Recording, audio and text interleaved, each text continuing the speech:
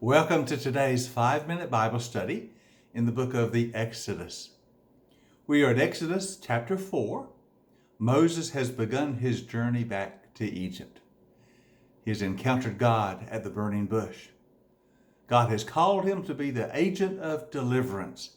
He is sending Moses back to the Pharaoh with a word from the Lord, "Let my people go." But on the way, a very unusual incident occurs. It's at the end of chapter 4 in verses 24 through 26. This is one of the most perplexing passages in all of the book of Exodus. Perplexing because it is difficult for us to interpret and to understand exactly what is going on.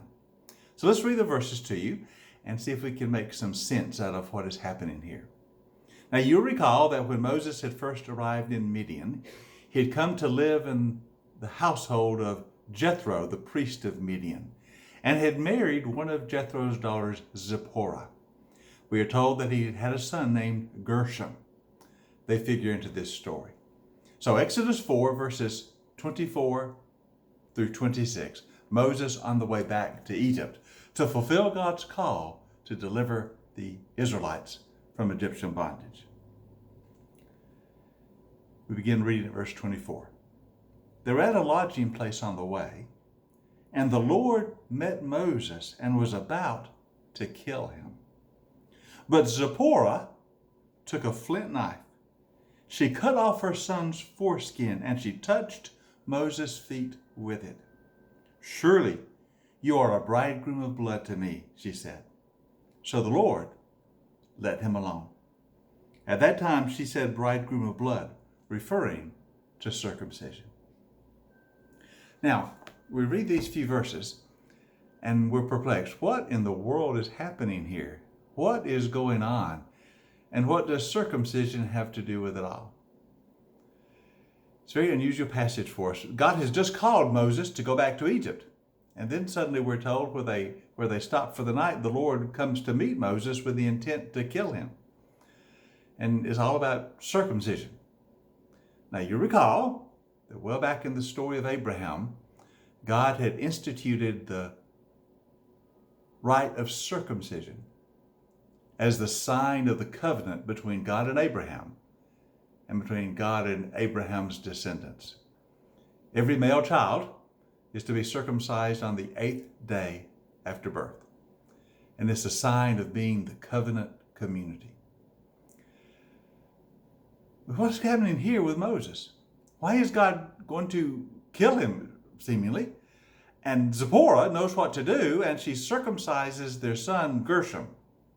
And that seems to take care of the situation. What is happening here? Now, I must say it's a difficult passage, and there have been many different interpretations of it.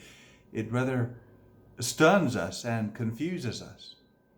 To be honest with you, a lot of times when we read the story, we just sort of skip over this passage because we're not quite sure what to do with it. Moses is going back to Egypt to deliver the people of Israel. He is God's instrument. He is to be, for the next number of years, the leader of the Israelite people. He will bring them to Mount Sinai. They will enter into covenant with God. He will shape them and form them as that covenant community. Now, the chief sign of the covenant is circumcision, has been since the days of Abraham. So for the leader of the Israelite people, for the one whom God will use as that instrument of deliverance, it's very important that he follow the rituals of the covenant and that the mark of the covenant be upon him and upon his family. Now, it's quite clear that Moses had not circumcised his son Gershom. We don't know if that's because he had fled from the Israelite community when he had to leave Egypt. He's living as a resident alien in Midian. He's married Zipporah. And so maybe he just thought the rite of circumcision was not significant anymore. But for whatever reason, he had failed to circumcise his son. And that displeases the Lord. Surely he should have understood that when God called him to return and deliver the Israelites, that circumcision that had to be done. Gershom had to receive the mark. The leader must follow the covenant. And Zipporah knew that. When this incident occurs, she understands precisely what has to be done, and she takes the action that is necessary.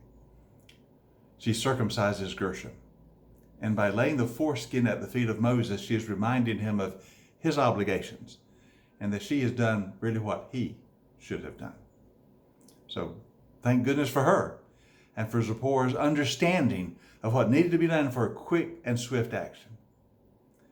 As I said, it's kind of an unusual story for us, but it reminds us of the importance of being in covenant with God and the importance that we let that be known to the world. You see, in the Old Testament, that mark of circumcision was the mark to the world. We as a people belong to God.